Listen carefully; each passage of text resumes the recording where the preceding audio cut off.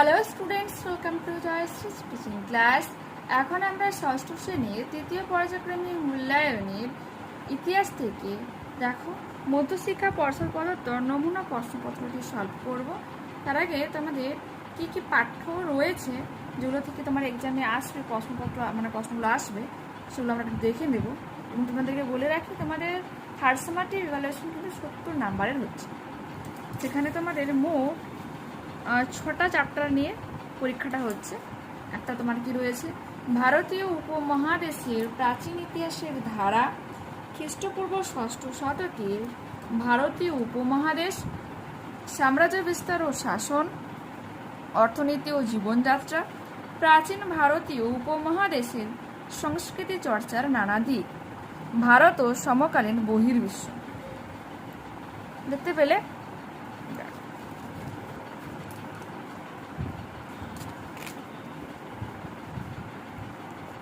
Zoom করে সুবিধা হবে।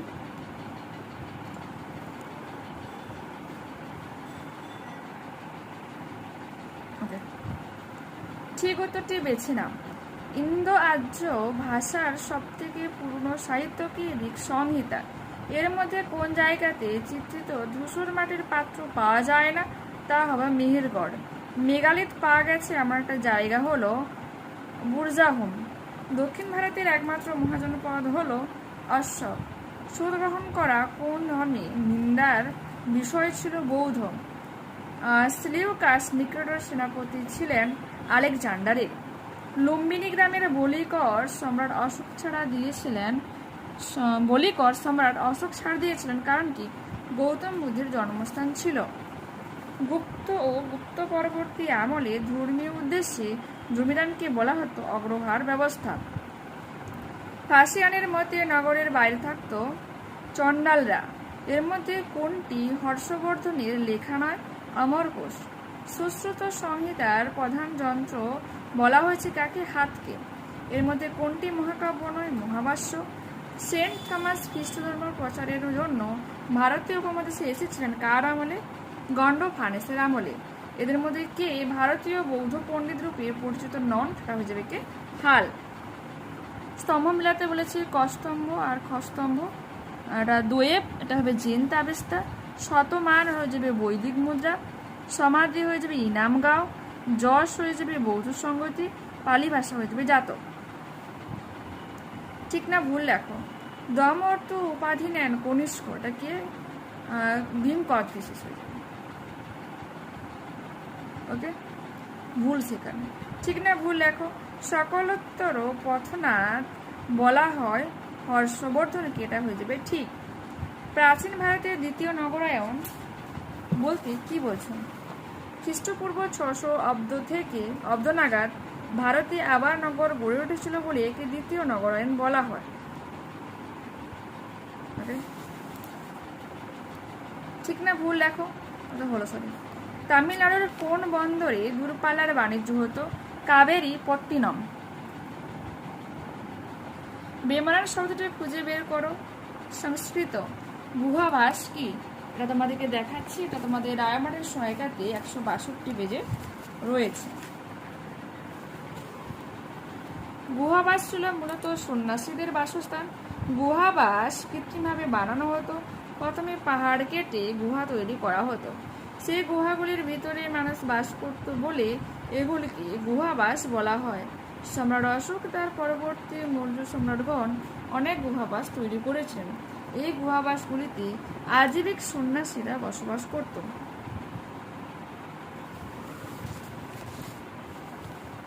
মথুরা শিল্পের মূল বিষয়বস্তু কি ছিল? 163 পেজে দেখাচ্ছে।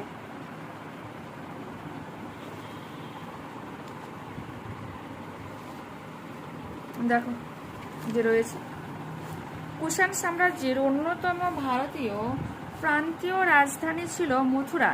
এখানে বহু সংখ্যক ব্রাহ্মণ্য বিগ্রহ, অজস্র জৈন শিল্পের নিদর্শন, নাগ নাগিনী, যক্ষু, নগ্নযক্ষী, ইন্দ্র, কুবের, ব্রহ্মা, বিষ্ণু প্রভৃতি মূর্তি মথুরায় পাওয়া গেছে। কুষাণ আমলে মথুরা ভারতের অন্যতম শ্রেষ্ঠ সাংস্কৃতিক কেন্দ্রে পরিণত হয়েছিল। মথুরার ভাস্কর্যে লাল চুনা পাথরের ব্যবহার বেশি দেখা যায়। ওকে, চলন্ত ঘোড়ার পিঠে বসে পিছনে ঘুরে তীর ছোড়ার কায়দা ভারতে কারা প্রচলন করেন? পল্লবরা। কি বইয়ের বিষয়বস্তু কি ছিল? হাসিয়ানের ভারত ভ্রমণের অভিজ্ঞতা। নিচের প্রশ্নগুলির 2-3টে বাক্যে উত্তর লেখো। স্নাতক কাদেরকে বলা হতো? তা তোমার রয়েছে 71 পেজ।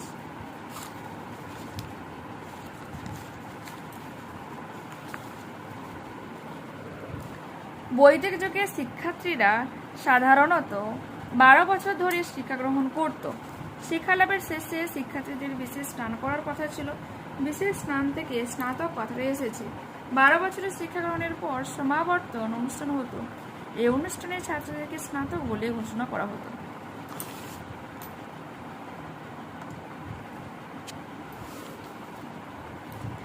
সপ্তসিন্ধু অঞ্চল বলতে কি বোঝায়? এটা তোমার রয়েছে 65 পেজ।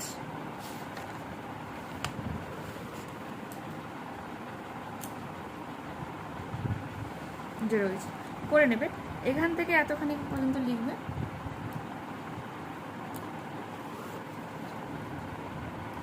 আর্য সত্য কি, যেটা তোমার 92 পেজে রয়েছে।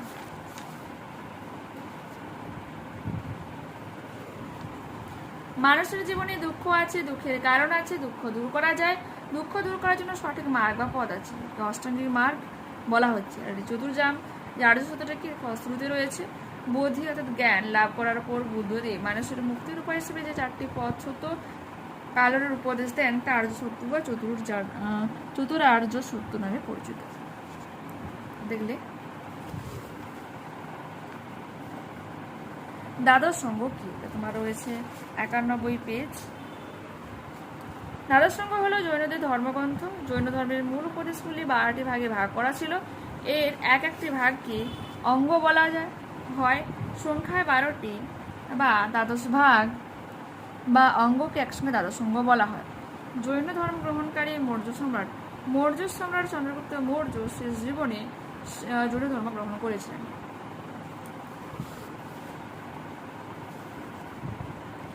যজ্ঞ না করেও মৌর্য সম্রাটরা নিজেদের দেবতাদের মতোই সম্মানে কিভাবে প্রতিপন্ন করতেন, এটা 114 পেজে রয়েছে।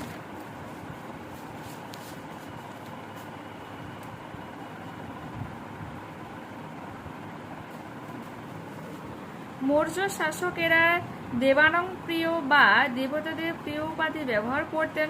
সম্রাট অশোক ব্যবহার করেন প্রিয়দর্শী বা প্রিয়দর্শী উপাধি। এই উপাধি গ্রহণ দ্বারা যজ্ঞ না করেও মৌর্য সম্রাটেরা নিজেদের দেবতার মতোই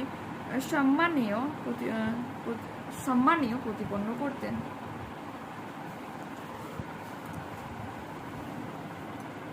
ক্ষত্রক কাদের বলা হতো? 17 পেজে রয়েছে। কুষাণরা শাসন ব্যবস্থায় সুবিধার জন্য সাম্রাজ্যকে কতগুলি প্রদেশে বিভক্ত করতেন। সেই সব প্রদেশের শাসকদেরকে বলা হতো ক্ষত্রক। কিন্তু কি, 142 পেজে রয়েছে।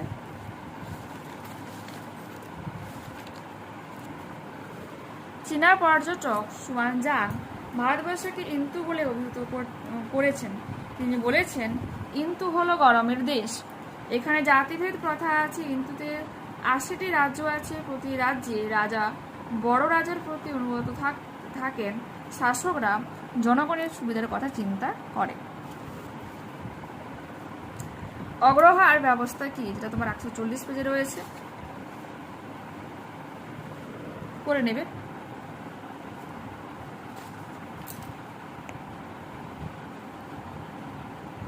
ব্যবস্থার ফল রয়েছে, করবে এগুলো সব।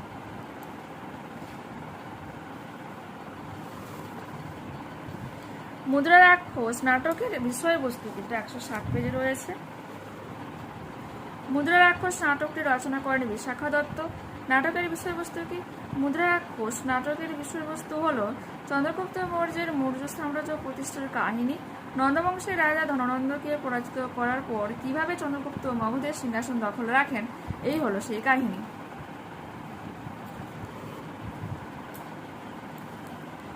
প্রাচীন যুগে পরিবেশের উপর চাপ কম পড়তো কেন?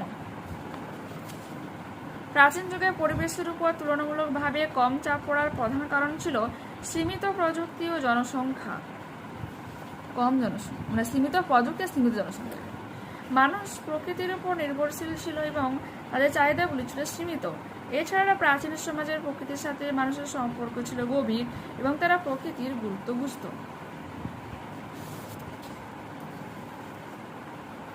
হিদুস কি, এটা তোমার রয়েছে 178 পেজে রয়েছে। পার্সিকরা শকে হ উচ্চারণ করে পড়ত এবং লিখত। পারস্যের হকামনসীয় শাসক দরাই বংশের লেখা থেকে হিদুস শব্দটি পাওয়া যায়। হিদুস বলতে মূলত সিন্ধু নদী বিধৌত অঞ্চলগুলিকে বোঝাতো। জবনিকা কি, 182 পেজে রয়েছে। জবনিকা বলতে সংস্কৃত ভাষায় নাটকের পর্দা বোঝায়। যবন শব্দ থেকে জবনিকা শব্দের উৎপত্তি। যবন বলতে অহিন্দু বিদেশিদের বোঝাতো। গ্রিকরাই এই পর্দা ফেলার কথা চালু করেছিল। তাদের যবন নাম থেকে জবনিকা শব্দটি তৈরি হয়েছিল। নিচের প্রশ্নগুলির 4-5টি বাক্যের মধ্যে উত্তর দাও। টিকা লেখো বৈদিক সাহিত্য, এটা 64 পেজে রয়েছে।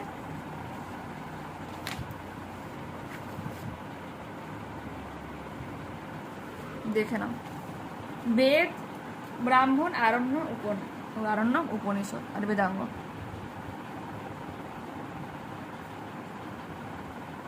দেখতে পেলে? এরপর কি রয়েছে?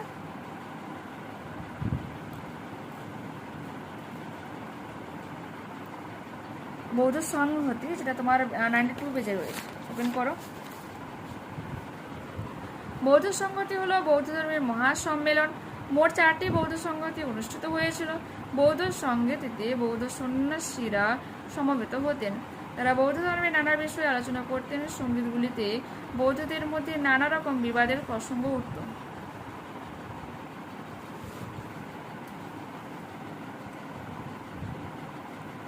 এলাহাবাদ প্রশস্তি গুরুত্বপূর্ণ কেন? যেটা 118 পেজে রয়েছে।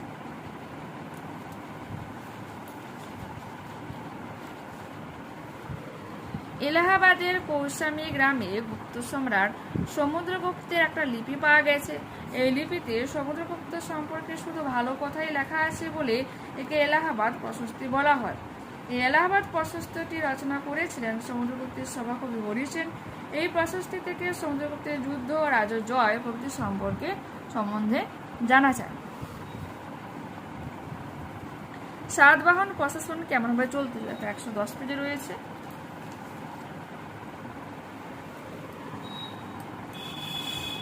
এটা করবে, এই 3টা লাস্টে 2টা পয়েন্ট রয়েছে, 3টা পয়েন্ট দেখলে। নেক্সট প্রশ্নে যাই। কুষাণ আমলে অর্থনীতিতে নতুন কি কি দিক দেখা দিয়েছিল? এটা রয়েছে আমার 133 পেজ।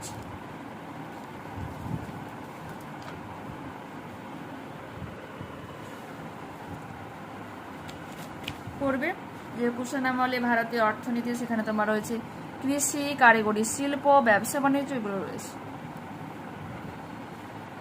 দেখলে?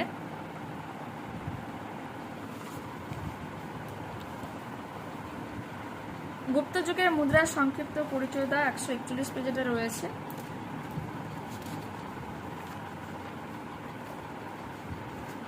সোনার মুদ্রা, রূপার মুদ্রা দেখে নাও।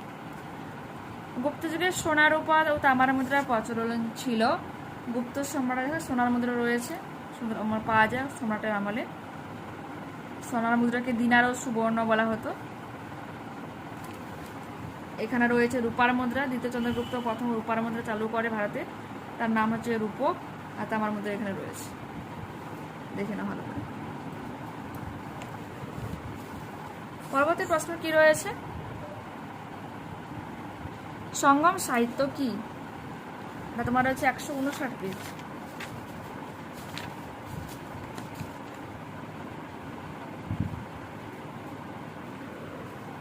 তামিল ভাষার সঙ্গম সাহিত্যের অর্থ হলো সম্মেলন বা এক জায়গায় জড়ো হওয়া। দক্ষিণ ভারতীয় মাদুরাই নগরীতে 3টি তামিল সাহিত্য সম্মেলন হয়েছিল। এর ফলে তামিল সাহিত্যের বিকাশ হয়েছিল, তাই তামিল সাহিত্যকে সঙ্গম সাহিত্য বলা হয়। প্রাচীন ভারতে বিজ্ঞান চর্চার আর্যভট্টের ভূমিকা লেখা 161 পেজে রয়েছে।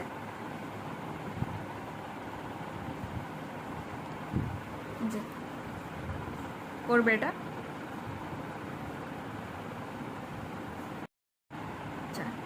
টিকা লেখো তাম্রলিপ্ত, তোমার রয়েছে 181 পেজ। করবে এটা। প্রাচীন ভারতীয় উপমহাদেশের একটি প্রধান বন্দর নগর ছিল তাম্রলিপ্ত। তাম্রলিপ্ত বিভিন্ন নামে পরিচিত ছিল, যেমন তাম্রলিপ্তি, দামলিপ্ত, তামালিতেশ প্রভৃতি। সম্ভবত এটি ছিল এখনকার পূর্ব মেদিনীপুরের তমলুকের কাছাকাছি। সুয়ান, জাং ও ফাসিয়ান তাম্রলিপ্ত বন্দরের কথা বলেছেন। তাম্রলিপ্ত স্থলপথ ও জলপথে যাওয়া যেত। বাণিজ্য ছাড়াও পড়াশোনার জন্য তাম্রলিপ্ত বিখ্যাত ছিল। ঠিক আছে, এরপর কি রয়েছে? এরপর রয়েছে রেশম পথ, এটা রয়েছে 180 পেজে।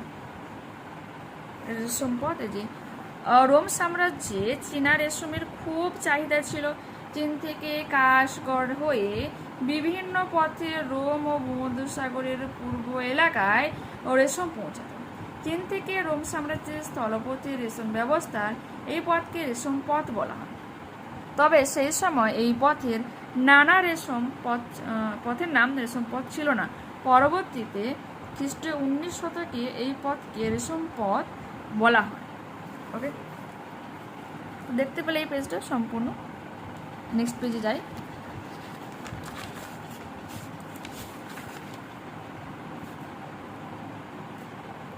আচ্ছা, কি রয়েছে? রয়েছে মৌর্য সম্রাট ও গুপ্ত সম্রাটদের মধ্যে ক্ষমতা ও মর্যাদা তুলনা করে। তোমার রয়েছে 118 পেজ। 118 পেজ ওপেন করো, তোমাদেরকে দেখায়।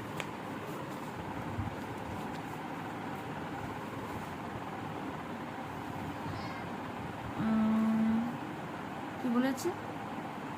মৌর্য আর গুপ্ত তো কিন্তু 45 হবে,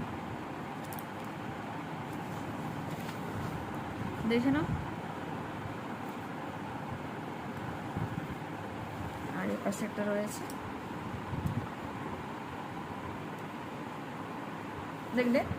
পরবর্তী প্রশ্ন, কলিঙ্গ যুদ্ধের ফলাফল ছিল অশোকের ধর্ম যুক্তি সহ মন্তব্যটি আলোচনা করা। 114 পেজে রয়েছে,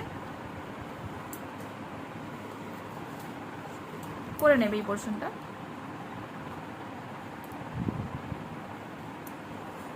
ওকে, এরপর কি ছিল? খ্রিস্টপূর্ব 6ষ্ঠ শতক থেকে খ্রিস্টীয় 6ষ্ঠ শতক পর্যন্ত সময়ে কোন কোন পেশার মানুষদের কথা তুমি জানতে পেরেছো তার তালিকা তৈরি করো। তাদের মধ্যে কোন কোন পেশা আজও দেখা যায়। 135 পেজ, এই ধরনের প্রশ্নটা আসে না, যেটা রয়েছে সে কারণে দেখিয়ে দিই।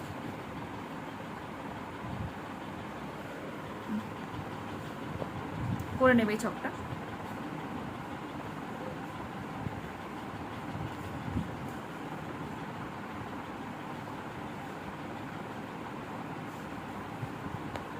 ওকে, এরপর কি রয়েছে? খ্রিস্টপূর্ব 6ষ্ঠ শতক থেকে খ্রিস্টীয় 6ষ্ঠ শতক পর্যন্ত সময়কালের মধ্যে প্রাচীন ভারতের বাণিজ্যের বিবরণের দিকগুলো চিহ্নিত করো। সেটা উপরে রয়েছে, করে নেবে। মুদ্রা প্রচলন, গিল্ড গঠন, বন্দর ও বাণিজ্য পথ, ঋণ প্রদান এগুলো।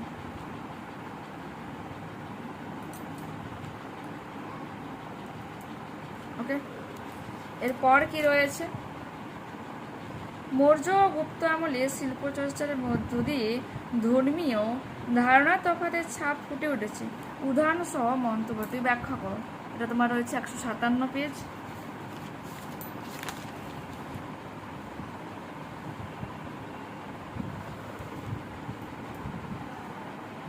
মৌর্য যুগ, গুপ্ত যুগ।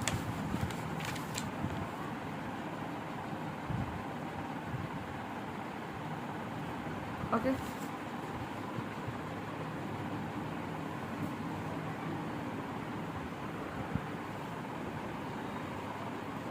প্রাচীন ভারতের বিজ্ঞান চর্চার ইতিহাসের উপাদান হিসেবে চরক সংহিতা সুশ্রুত সংহিতার গুরুত্ব আলোচনা করে।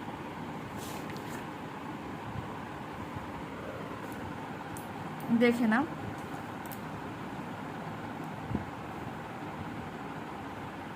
চরক সংহিতা এখানে রয়েছে।